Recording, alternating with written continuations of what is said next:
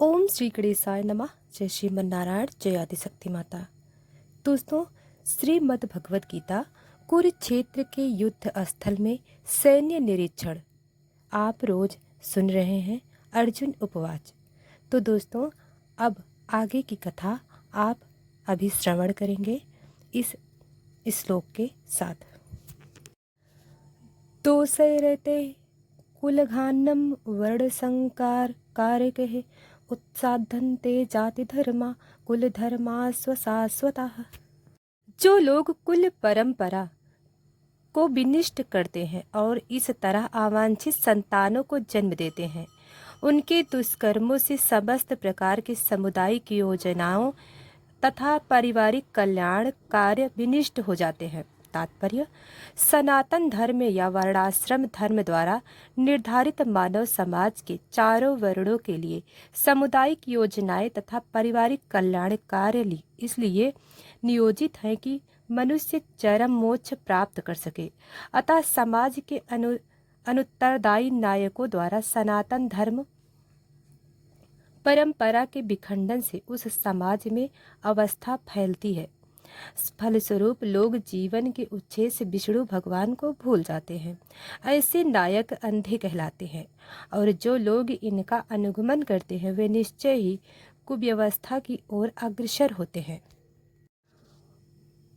उत्सन्न कुल धर्माणाम मनुष्याणाम जनार्दन नरके नियतम वासो भवतीत्यनुशुश्रुम। हे प्रजापालक कृष्ण, मैंने गुरु परंपरा से सुना है कि जो लोग कुल अधर्म का विनाश करते हैं वे सदैव नरक में वास करते हैं। तात्पर्य, अर्जुन अपने तर्कों को अपने निजी अनुभव में पर न आधारित करके आचार्यों से जो सुन रखा है उस पर आधारित करता है। वास्तविक ज्ञान प्राप्त करने की यही विधि है। जिस व्यक्ति ने पहले से ज्ञान प्राप्त कर रखा है उस व्यक्ति की सहायता के बिना कोई भी वास्तविक ज्ञान नहीं पहुंच सकता। वर्णाश्रम धर्म की एक पद्धति के अनुसार मृत्यु के पूर्व मनुष्य को पाप कर्मों के लिए प्रायश्चित करना होता है। तो परमात्मा है, उसे इस विधि का अवश्य उपयोग करना चाहिए। ऐसा किए बिना मनुष्य निश्चित रूप से नरक भेजा जाएगा, जहां उसे अपने पाप कर्मों के लिए कष्टमय जीवन बिताना होगा। कतुर्यम व्यवसिता वयम यद्राज्यसु सुखलोभेन हन्तुम स्वजन मुद्धातः। ओह, कितनी आश्चर्य की बात है कि हम सब जघन्य पाप कर्म करने के लिए उद्यत हो रहे हैं। राज्य सुख भोगने की इच्छा से प्रेरित होकर हम अपने ही संबंधियों को मारने पर तुले हैं। तात्पर्य, स्वार्थ के वशीभूत होकर मनुष्य अपने सगे भाई, बाप या माँ के वध जैसे पाप कर्मों में प्रवृत्त हो सकता है। विश्व के इतिहास में ऐसे अनेक उदाहरण मिलते हैं, किंतु भगवान का साधु भक्त होने के कारण अर्जुन सदाचार के प्रति जागरूक है। अतः वह ऐसे कार्य से बचने का प्रयत्न करता है। यदि माम प्रीति कारम शास्त्रम शास्त्र पाणया धृतराष्ट्रारणे हन्मुस्तन्मे क्षेम तरम भवेत।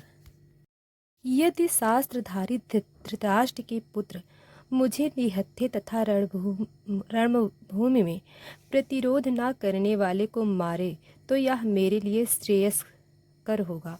तात्पर्य, क्षत्रियों के युद्ध नियमों के अनुसार ऐसी प्रथा है कि निहत्थे तथा विमुख शत्रु पर आक्रमण न किया जाए, किंतु अर्जुन ने निश्चय किया कि शत्रु भले ही इस विषय अवस्था में उस पर आक्रमण न कर दे, किंतु वह युद्ध नहीं करेगा। उसने इस पर विचार नहीं किया कि दूसरा दल युद्ध के लिए कितना युद्धत है। इन सब लक्षणों का कारण उसकी दयार्द्रता है, जो भगवान के महान भक्त होने के कारण उत्पन्न हुई है। दोस्तों, अब सुनते हैं संजय उपवाच। एव मुक्तात्वार्जुनः शखैरथोपवस्थ उपाविशत् विसृज्य ससरं चापं शोक संविग्रामानशः।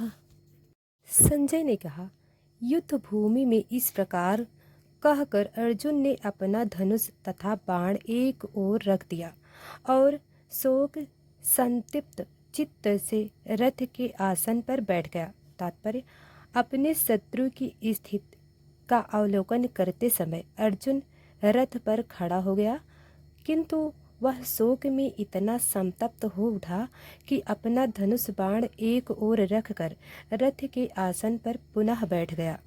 ऐसा दयालु तथा कोमल हृदय व्यक्ति जो भगवान की सेवा में रत हों, आत्मज्ञान प्राप्त करने के योग्य हैं।